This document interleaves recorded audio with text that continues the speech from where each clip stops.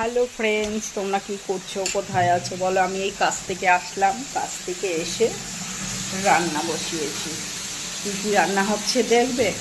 এই যে আলু ভাজা, আমি একটু লাল লাল করে আলু ভাজা আমার ভালো লাগে খেতে। এই আলু ভাজা আর সাথে হবে মাছ। বুঝতে পেরেছো কী মাছ আছে? এটা কিন্তু তোমাদেরকে বলতে হবে যে এটা আমি কী মাছ রান্না করব। এটা কি মাছ আছে ফটাকছে বলো তো। এখানে দু রকম মাছ আছে, ঠিক আছে। কি মাছ আছে দেখতে পাচ্ছ? কি মাছ আছে এটা তোমরা ফটাকছে বলে দেবে কি মাছ এটা।